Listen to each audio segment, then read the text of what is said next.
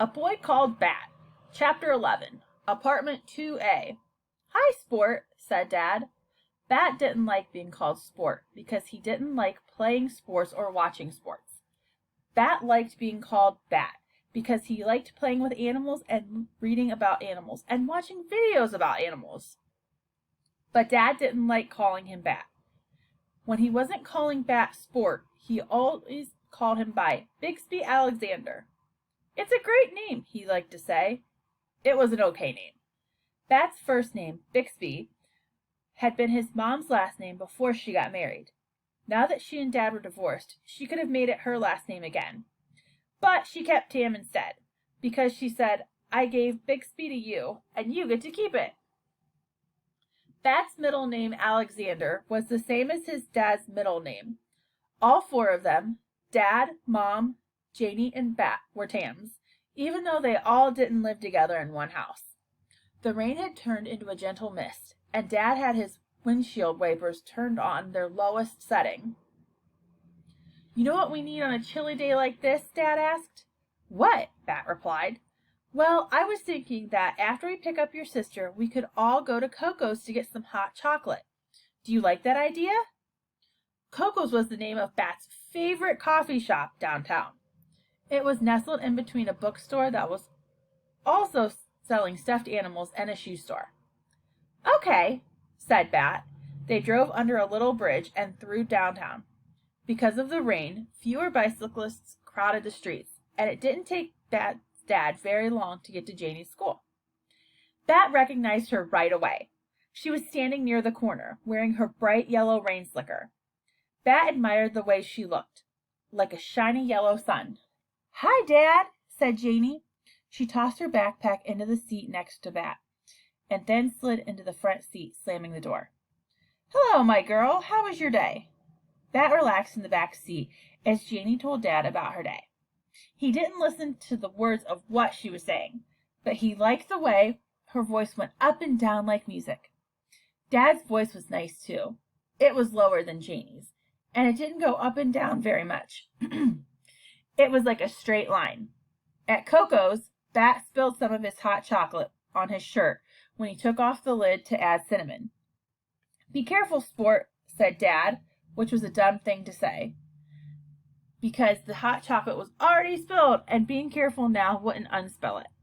Bat couldn't enjoy the taste of his drink at all, because the only thing he could think about was the wet, uncomfortable stain on his shirt. Dad's apartment was in a complex that had a pool and a workout room.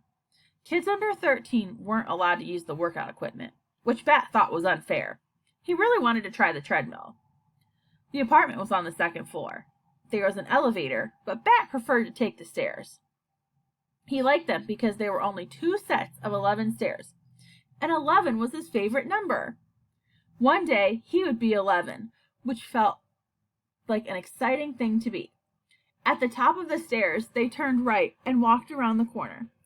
Then Dad unlocked the door of apartment 2A, and they all went inside. Home sweet home, said Dad. It didn't feel like home. It didn't smell sweet. It smells like onions in here, Janie said, wrinkling her nose. That's because the slow cooker made us dinner. Dad said, chili. Bat didn't like chili. Dad knew he didn't like it.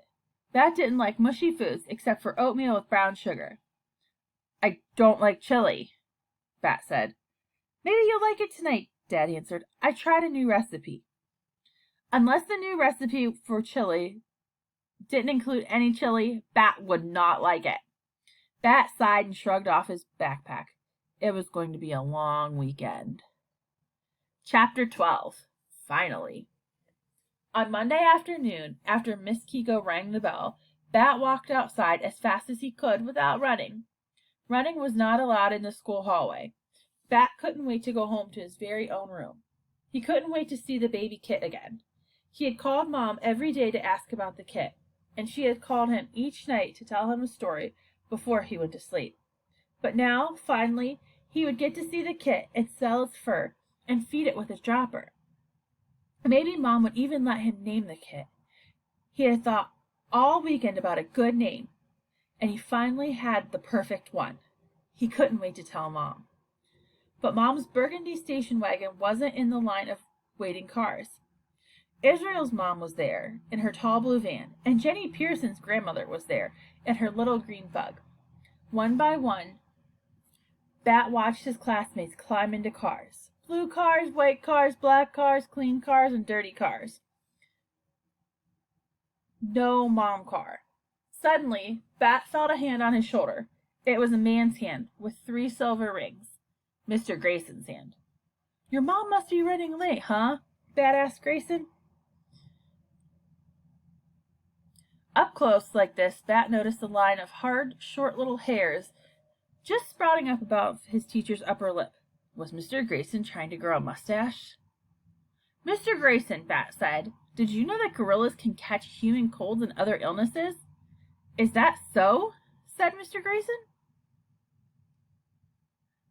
"It is," said Bat. Sometimes when Bat was nervous about something, like right now, when he was nervous about where his mother was and why she was late, he thought about an interesting animal fact.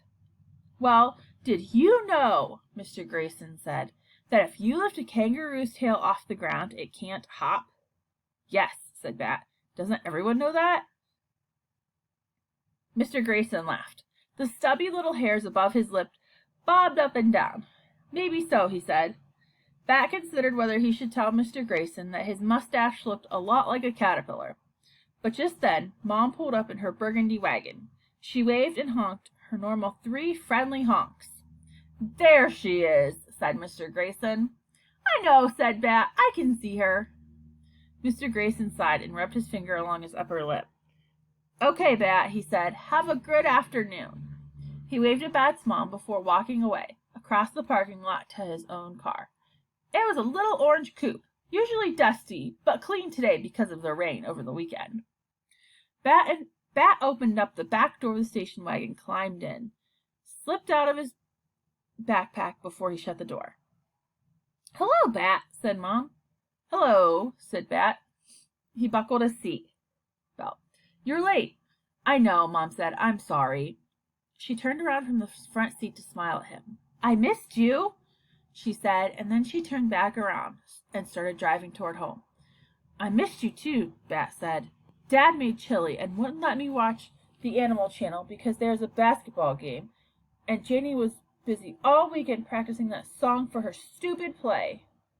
Janie loved to sing and dance and act, and she was getting ready to audition for the role of Alice in Alice in Wonderland, her school spring play. "Is she getting good at the audition song?" Mom asked. "I don't know," Bat said. "How is the baby Kit? Is he at home?" "Yes," said Mom. "I set up an enclosure for him in the living room." "Like Baby Cake's enclosure?" "Not that big," Mom said. As they turned the corner into the street, Plum Lane, Bat saw Janie up ahead on the sidewalk. He could tell it was her by the way her dark brown ponytail swung side to side. Her hair was thick and straight, like a horse's tail, which was why Bat liked it, even though he would never tell Janie. Chapter 13. What's in a Name? The enclosure was nothing like Baby Cake's enclosure. It was like a dog kennel, a smallish one. Blue plastic with a handle on top, and a black crate door that locked. But inside, Mom had made a nice nest out of old ripped-up t-shirts. "Did you use any of mine?" Bat asked. "I did," Mom said. "I hope that's okay." "It's better than okay," Bat answered. "If the t-shirts still have my scent, then maybe Kit will bond with me." "I don't think we could get your scent out of your t-shirts if we tried, Bat," said Janie. "That's teasing," said Bat, but he was peering into the enclosure and didn't feel very upset. "Did you use any of mine, Mom?" Janie asked. "No," Mom said. "Don't worry." "I don't see him," Bat said. "I didn't see him anywhere." "He's definitely in there, Bat," Mom said. "The door was latched and everything. He's still too little to walk anyway. His eyes aren't even open yet." Bat unlatched the door and stuck his hand inside. Yes, there was the Kit. Tiny and warm, wrapped in a fold of fabric. "He's safe," Bat said. "Okay, Bat," Mom said. "Latch up the cage and go wash your hands, and let's have a snack." At the table, Janie was smearing peanut butter on crackers. She'd gotten out of a second butter knife for Bat. Bat loved peanut butter, but he could never pack peanut butter sandwiches for school lunches because Lynn was allergic to peanuts. The entire Saw-Whet school was a nut-free zone. Janie passed a roll of crackers to Bat. Mom had heated water in the kettle and poured out 3 cups of tea. Tea and crackers and peanut butter. Wonderful. I wonder if Strippy will like the peanut butter, he said, trying to be casual about the name. You know, when he's all grown up. Strippy, said Janie. Is that what you're calling the skunk? It's a good name, Bat said. It's a really good name. Skunks have stripes. I'm not sure it's a good idea to be naming a skunk, Mom said. She looked concerned with little wavy wrinkles across her squished up forehead. If you name him, it will be too easy to get attached. And remember, if he's only staying with us for a few more weeks. Besides, said Jamie, who says you get to name him? I bet I could come up with a way better name than Stripey. No, you couldn't, Bat said, stabbing the knife into the peanut butter. Stripey is the best name for a skunk. You always want to give things dumb, obvious names, Janie said. Bat felt sharp, hot tears in his eyes. Do not, he whispered. When you were 4, you named your teddy bear Barry. And last year, when that stray cat kept coming into our yard, you named her Patches. She was a calico, Bat said. Calicos look like they are covered in patches. Janie, Mom said, be nice. Aw, Bat doesn't mind, do you, Bat? Janie asked. Of course Bat minded. He didn't want Janie to know how much she had hurt his feelings. Well, what would you name the kit? He asked.